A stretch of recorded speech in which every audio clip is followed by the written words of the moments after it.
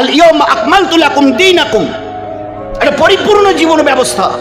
এই উম্মতের পায়ের নখ কি করে কাটবে আর মাথার চুল কি করে ছাড়বে, এই পুরো জীবন ব্যবস্থাকে আল্লাহ পাক এমন সুন্দর করে সাজিয়ে গুজিয়ে দিয়েছেন দ্যাট উই ক্যান্ট ইমাজিন, আমরা ভাবতে পারবো না। কে সেই মহান আল্লাহ? একজন ফরমাবরদারের কাছে যখন আজরাইল আসবে, ওই আজরাইলি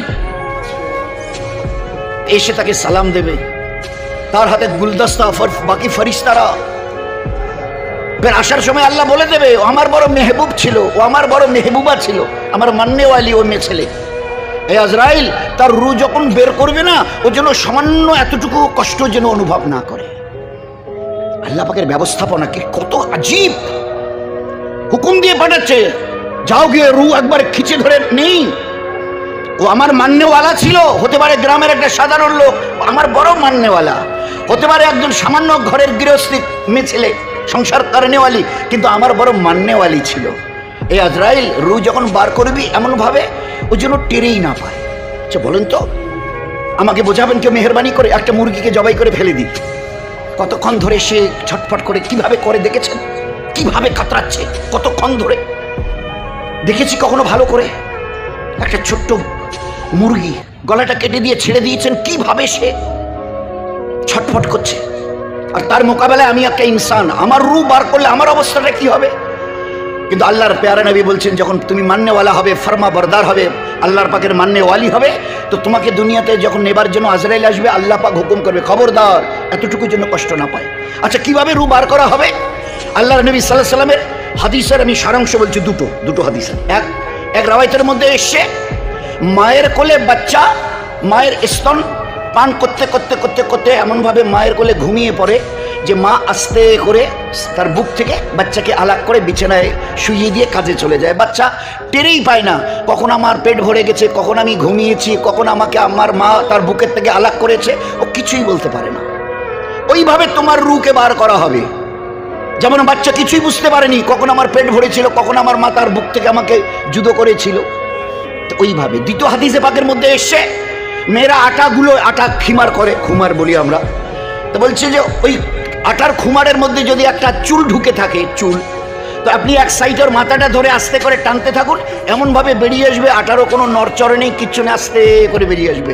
আল্লাহর নবী বলছে ওইভাবে তোমার রূহকে বার করা হবে, ওইভাবে তোমার রূহকে বার করা হবে। আর যদি তুমি এই জমিনে ইতরানেওয়ালা হো, এসেছো তার ইচ্ছায়, চলেছো নিজের ইচ্ছায়, there are two types of to pass our life, দুটো রাস্তা আমাদের জীবনকে কাটাবার, একটার নাম রব চাহি আর একটা দ্বিতীয়টার নাম মন চাহি। রব আল্লাহকে বলা হয়, তিনি রব্বুল আলামিন, সারা জগতের পাল্লেওয়ালা।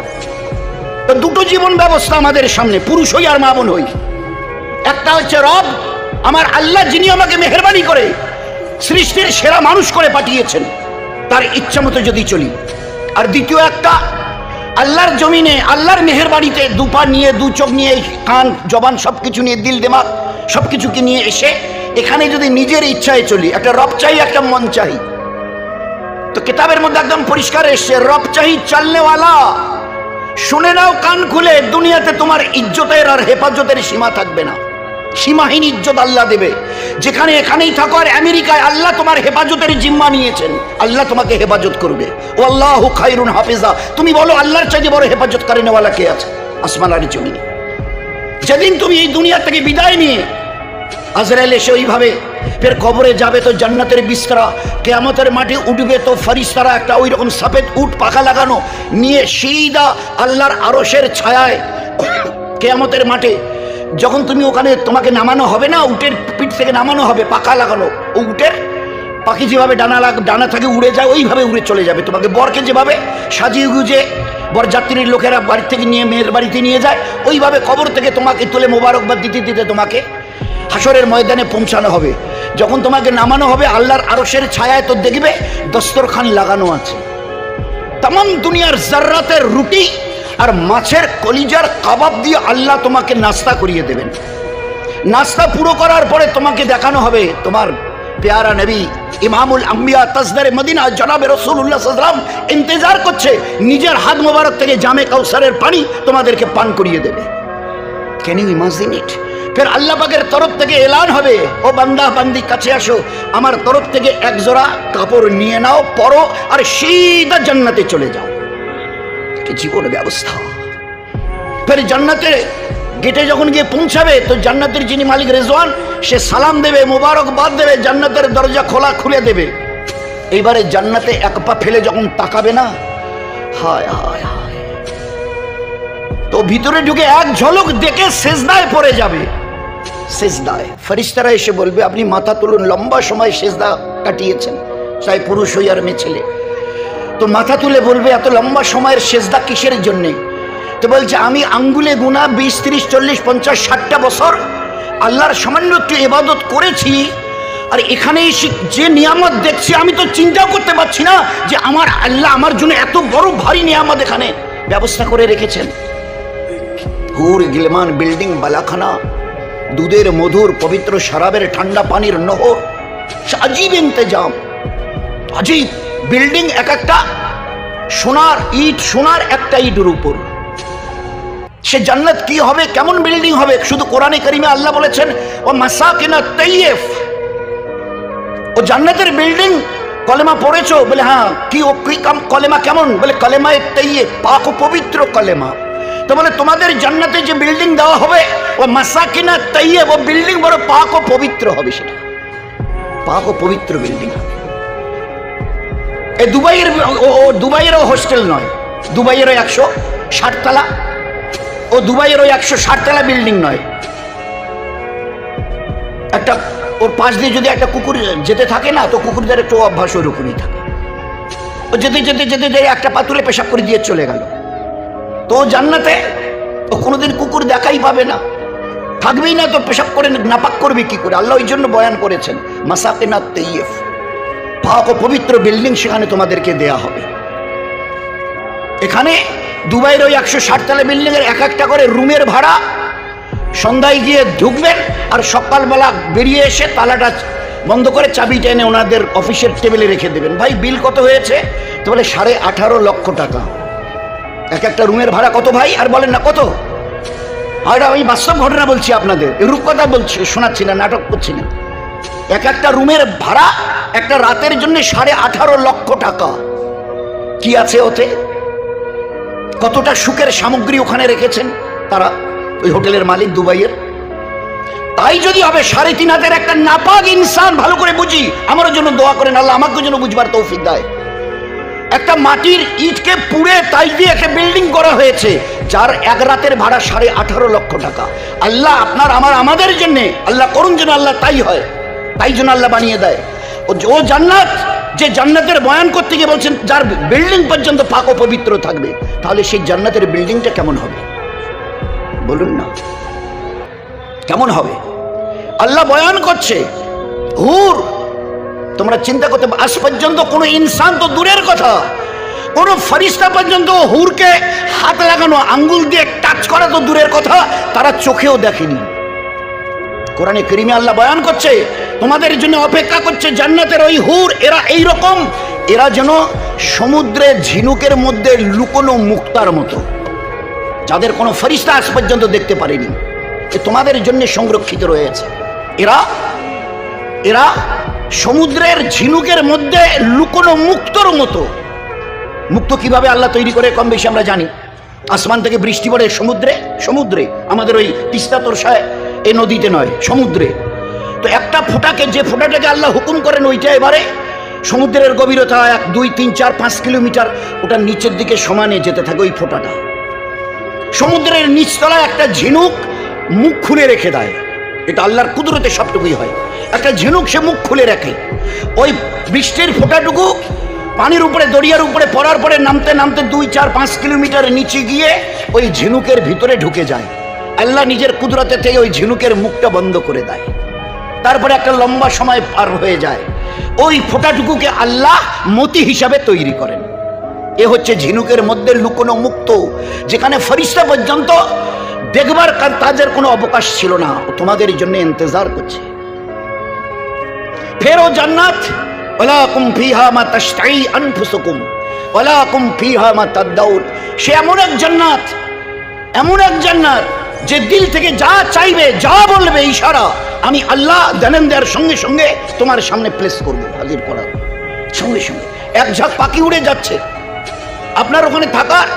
আল্লাহ কোরআনে বয়ান করছে, হুম হুম ও আজওয়াজুহুম ফি জিলালিন আলাল আরাইক মুত্তাকিউন।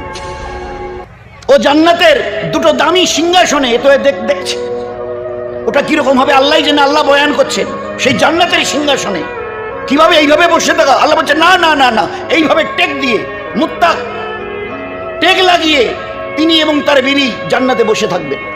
এক ঝাঁক পাখি উড়ে যাবে, শুধু মনে মনে বলবে আল্লাহ, ওই পুরো পাখির ঝাঁকের মধ্যে ওই যে সবুজ বরণের যে পাখিগুলো, ওর কাবাব হলে কিরকম হতো। তো তোমার এরাদার সঙ্গে সঙ্গে আল্লাহ পাক ওই সবুজ রঙের পুরো পাখির আল্লাহ পাক কাবাব বানিয়ে সোনার তস্তরি প্লেটে করে তোমার ঠোঁটের কাছে এনে পৌঁছে দেবেন। এ আল্লাহর জন্য কোনো মুশকিল নয় যে আল্লাহ তার একটা কোন শব্দের দ্বারা সাত আসমান আর জমিনকে পয়দা করেছেন, তার জন্য এটা কোনো মুশকিল নয়, আল্লাহ করে দেখাবেন। তো এবারে ফেরেশতাকে উত্তর দেবে, এই ফেরেশতারা তোমরা বলো কেন আমরা আল্লাহর শুকরিয়া আদায়ের জন্য এই সেজদা করব না? এত লক্ষ কোটি নিয়ামত আল্লাহ পাক আমাদের জন্য এখানে মজুদ করেছেন যা কোনোদিন চিন্তা করতে পারিনি। ফেরেশতারা উত্তর দেবে, কি এমন নেয়ামত দেখেছো যার কারণে লম্বা সময় ধরে সেজদা করেছো? এখনো তো আসল নেয়ামত চোখেই দেখোনি। হায় হায় হায়, আমরা আমাদের মা বোনেরা খুব ভালো করে বুঝি। দুনিয়ার এই কটা দিন, দুনিয়ার এই কটা দিন, দুনিয়ার জাস্ট ড্রিম, স্বপ্নের মতো কেটে যায়। এই এলাম ছোট অবুঝ বাচ্চা, তারপরে একটু জওয়ানি আসা শুরু হয়ে গেল, তারপরে কোমরটা হেলে গেল, চোখগুলো ঝাপসা হয়ে গেল, আমাকে না বলে আমার এই কাঁচা দাড়ি চুল সব সাদা হয়ে গেল, আমার হৃষ্টের সমস্ত বাঁধন দুর্বল হয়ে গেল, কোমরটা আস্তে করে বেঁকে গেল, বাস বুড়া পা চলে এলো, চলো। আর তার আগে যদি ডাক দেয় তো কোনো কথাই নেই। স্বপ্নের মধ্যে কটা দিন, একটু এটাকে, এই জীবনটাকে হেলায় খেলায় নষ্ট করো না। আমি আল্লাহ দিন দিয়েছি, ইবাদত দিয়েছি তোমাকে ইজ্জতওয়ালা বানাবার জন্য। আজ মস্ত বড় একটা ভুল করছি আমরা, মস্ত বড়। গোটা দুনিয়ার উম্মত ইল্লা মাশাআল্লাহ কিছু সামান্য ব্যতিক্রমের মধ্যে, বাকি সবাই আমরা দুনিয়ার ইজ্জত আর হেফাজত আসবাবের মধ্যে তালাশ করছি, মালের মধ্যে তালাশ করছি। খোদায়ে পাক কি কসম, আপনার আমার আমাদের সবার বানানেওয়ালা আল্লাহ দুনিয়াতে আমাদের ইজ্জত আর হেফাজত মালের মধ্যে নয়, আমালের মধ্যে রেখে দিয়েছেন। যে যত তার নিজের জীবনের আমালকে সহি করবে, আল্লাহ দুনিয়াতে তরক্কি দিতে দিতে, উন্নতি দিতে দিতে আল্লাহ কত দূরে কোথায় পৌঁছাবেন ওটা আল্লাহই জানে। এত বড় ইজ্জত 3.5 হাতের মানুষটা, 3.5 হাতের, 4 হাত নয়, 3.5 হাতের, এই জমিনে হেঁটে বেড়াচ্ছে, খাচ্ছে দাচ্ছে, পেশা পায়খানা সবকিছু। আল্লাহ পাক আমালের দ্বারা জীবনকে বানিয়ে নেবার কারণে খোদায়ে পাক কি কসম, 7 আসমান জমিনের খালিক আর মালিক আল্লাহ জিবরাইলকে বলছে, জিবরাইল যাও আমার নবীকে বলো যে উনি যেন ওনার সাথী আবু বকরকে গিয়ে বলেন যে আল্লাহ আপনাকে সালাম জানিয়েছেন। চিন্তা করা যায়, দিস ওয়াজ দ্য লাইফ, এই ছিল জীবন। এই জীবনটা কেমন যে 3.5 হাজার একটা মানুষ, সর্দি গরমি জ্বর পেশাব পায়খানা সবকিছু আছে, কিন্তু এই মানুষটার আমালের উপরে আল্লাহ এতটা খুশি হয়েছেন যে কুল কায়নাতের যিনি খালিক আর মালিক তাকে সালাম জানিয়েছেন। খাদিজা রাদিয়াল্লাহু তাআলা আনহা একজন মেয়ে ছেলে, দিনের জন্য এতটা কোরবানি দিয়ে জীবনটাকে তৈরি করে করে এগিয়ে নিয়ে যাচ্ছিল, আল্লাহ পাক জিবরাইলকে পাঠিয়ে দিয়ে খাদিজা রাদিয়াল্লাহু তাআলা আনহাকে সালাম জানিয়েছেন। বলুন এর চাইতে আর ইজ্জত কি হতে পারে? এটাকে বুঝবার জন্য আমরা মাঝে মাঝে, এখন মমতা ব্যানার্জি এখানে এসে যদি কোনো একটা লোককে ডেকে সামনে গিয়ে যদি প্রণাম করে, কি অবস্থা হবে লোকটা? নরেন্দ্র মোদী সাহেব যিনি আমাদের ভারতের পিএম, তিনি যদি কোনো একটা লোককে ডেকে গিয়ে এইভাবে প্রণাম করে, লোকটার কি অবস্থা হবে? বলুন বলুন বলুন। তো ফেরেশতারা বলবে তোমরা কি দেখে এতটা লম্বা সময় ধরে সেজদা, যে এত নিয়ামত আল্লাহ আমাদের জন্য আঙ্গুলি গুনা কটা দিন আমরা আল্লাহর ইবাদত করেছি তার বদলাই। তো ফেরেশতারা উত্তর দেবে আসল নিয়ামতটা এখনো তোমরা দেখোই নি। তো আপনি আমি আমরা সবাই তাজ্জব হয়ে যাবো, ফেরেশতারা কি বলছো? যে নিয়ামত কোনোদিন কল্পনা করতে পারিনি, তারপর বিয়ন্ড আওয়ার ইমাজিনেশন, আমাদের কল্পনার অতীত নিয়ামত আল্লাহ ভরিয়ে রেখেছে আমাদের জন্য। দিলি দিলে যা চাইবো, ঠোঁট হেলিয়ে যা চাইবো, যা বলবো আল্লাহ পাক। আর তোমরা বলছো এর চাইতে আসল নিয়ামত এখনো দেখোইনি। কি নিয়ামত বলো? বলে একটু অপেক্ষা করো, একটু, সামান্য সামান্য। জীবনভর কাকে ডেকেছিলে? বলে আল্লাহকে। দেখেছো কখনো? বলে দুনিয়া। বলে না। কিয়ামতের মাঠে? বলে না। এ পর্যন্ত? বলে না। একটু অপেক্ষা করো, 7 আসমান জমিনের বানানেওয়ালা আল্লাহ এই এক্ষুনি তোমাদের সামনে চলে আসবে। বলুন তো ওই সময়টা কি হবে? আমাদের একটা ওরকম হয় দুনিয়াতে, ওই সমস্ত পার্টির মিটিং টিটিং, ও বক্তৃতা করছে বারবার মাইকে, ওখান থেকে অ্যানাউন্স হচ্ছে, একটু অপেক্ষা করুন, শান্ত হন, শান্ত হন, এখনই আমাদের সিএম চিফ মিনিস্টার এসে যাবে, আপনারা একটু ধীর স্থির হন, এখনই আমাদের প্রাইম মিনিস্টার নরেন্দ্র মোদী সাহেব এসে যাবে। তো লোকের অবস্থা কি হয় বলুন? 3.5 হাতের একটা নাপাক ইনসান ছাড়া তো আর কোনো পরিচয় নেই। পায়ের নখ থেকে মাথার চুল পর্যন্ত বদবু ছাড়া তো কিছু নেই। এই 3.5 হাতের মানুষটা দুর্বল ছাড়া তো কিছু নয়। সামনের দিকে যদি তাকায় তো পিছনে বলতেই পারবে না তিনি সিএম হোক আর পিএম হোক, যে আমার পিঠের উপরে কি বসে আছে। ডান দিকে যদি তাকায় তো বাঁ দিকটা অন্ধকার, বাঁ দিকে যদি তাকায় তো ডান দিকটা অন্ধকার, সামনে যদি দেখে তো পিছনটা অন্ধকার, ঘাড় ঘুরিয়ে যদি পিছনটা দেখে তো গোটা সামনাটা অন্ধকার। তা সেই দুর্বল মানুষটা যদি আসতে শুনি তো আমরা সব ভাই এক্ষুনি চলে আসবে, অ্যানাউন্স হয়ে গেল। তো ফেরেশতারা অ্যানাউন্স করবে, একটু অপেক্ষা করুন। কিসের জন্য? বলে 7 আসমান জমিনের বানানেওয়ালা আল্লাহ রব্বুল আলামিন এক্ষুনি এসে হাজির হবেন। আল্লাহ তার রহমতের সুরত নিয়ে এসে আপনার আমার সামনে দাঁড়াবে। আমরা ঠোঁট খুলতে চাইব, আমাদের ঠোঁট নড়বার আগে আপনার আমার বানানেওয়ালা আল্লাহ আমাদেরকে সালাম জানাবেন। সালামান কাউলাম মির রাব্বির রহিম, দয়ালু মেহেরবান আল্লাহর তরফ থেকে তোমাদেরকে হায় হায় সালাম জানানো হবে। তো এই জীবনটাকে পাবার জন্য দুনিয়াতে আল্লাহ পাক একটা জীবন ব্যবস্থা দিয়েছেন ইমামুল আম্বিয়াকে দিয়ে। সে জীবন ব্যবস্থাটা কি ছিল? কি ছিল ওর মধ্যে? যদি আল্লাহর হুকুম মেনে চলি, ফরমা বরদারি করি, তো আজ সত্যিকারের দোস্ত দিল থেকে যদি আমরা আলোচনা করি নিজেরা না, তো একটা বড় জিনিস হারিয়েছি। কি? যে গোটা দুনিয়াতে আল্লাহ পাক আমাদেরকে এই জমিনে এনে চিউটি থেকে জিব্রাইল সবাইকে আমাদের ফরমা বরদার বানিয়েছিলেন। খুব ভালো করে জিনিসটা বুঝি, নয়তো জীবনটাকে বোঝাই হবে না। এক আল্লাহর মাননেওয়ালা বনো, ও ইমানওয়ালা ওয়ালি, কান খুলে শুনে নাও, এক বানানেওয়ালার হুকুমকে মাথা পেতে নাও। গোটা কায়নাত তোমাদের হুকুমকে মাথা পেতে নিতে বাধ্য হবে। গোটা দুনিয়াকে আমাদের অনুগত করা হয়েছিল, বাধ্য করা হয়েছিল। এরা তোমাদের গোলামি করতে বাধ্য হবে। কতদিন? যতদিন তোমরা এক আল্লাহর গোলামিকে মাথা পেতে নেবে। তো যতদিন এই ঈমানওয়ালা ওয়ালিরা আল্লাহর হুকুমের কাছে নিজেকে আত্মসমর্পণ করেছিল, গোটা কায়নাতকে, সৃষ্টি জগৎকে আল্লাহ এদের গোলাম বানিয়ে দেখিয়ে দিয়েছিলেন। যেদিন থেকে আল্লাহ পাকের হুকুমের অবাধ্য, নাফরমানি, ডিসঅবিডিয়েন্ট যেটাকে বলা হয়,